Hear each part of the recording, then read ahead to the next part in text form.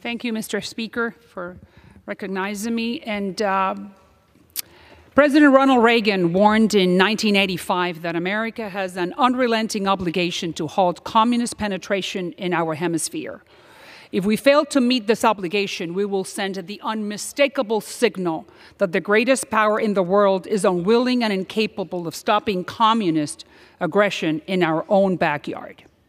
Right now, we're facing that scenario in the island of Cuba and Haiti. History teaches us that the current threats in our hemisphere must be addressed with the utmost seriousness, for these issues go to the heart of American security and American history.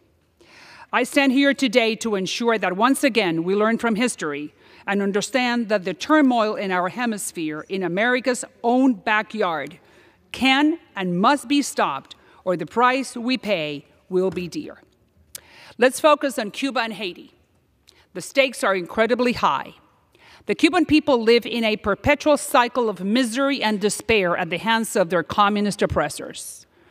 They are deprived of basic necessities like food and electricity, living in literal darkness for hours a day, a product of the communist regime's intentional rolling blackouts.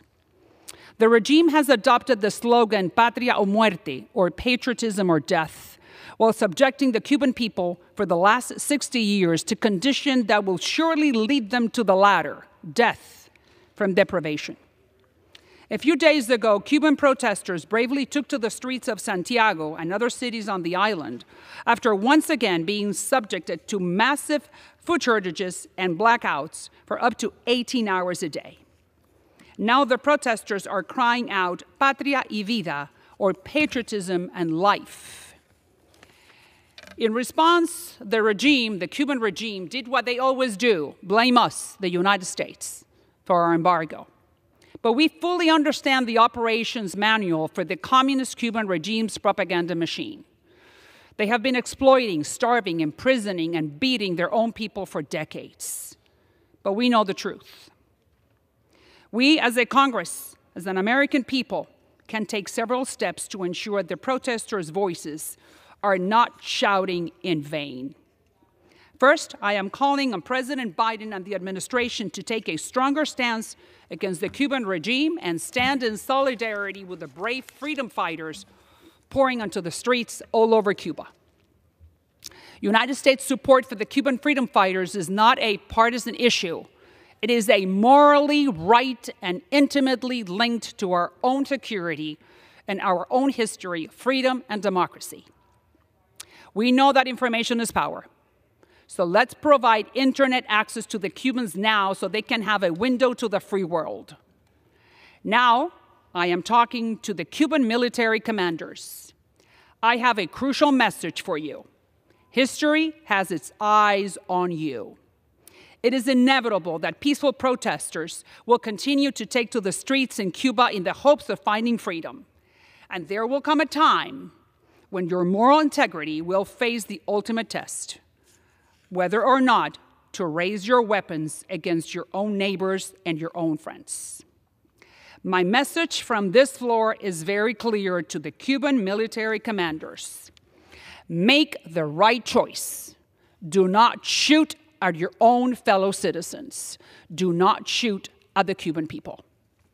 Myself, as a member of this Congress, the United States of America, and history itself, will recount these days, and your own legacies will be a result of you holding your fire.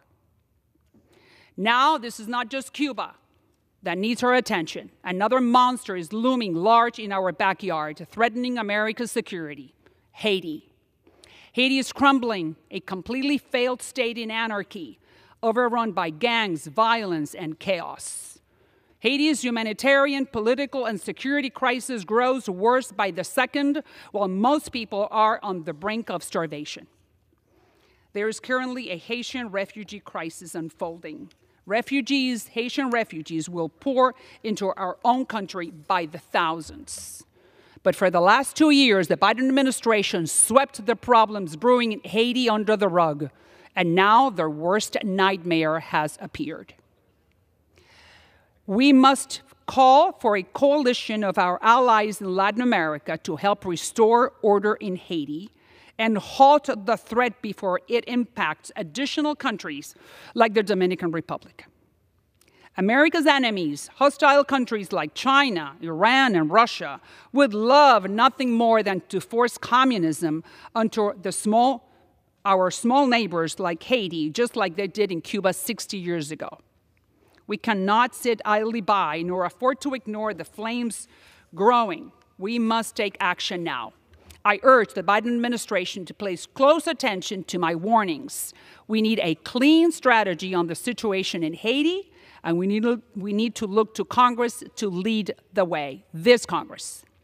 We must extinguish the flames of instability and communism burning in our backyard. If we don't, they will surely continue all the way through our own American kitchen. We cannot ignore Haiti or Cuba. I thank you, and I yield the balance of my time.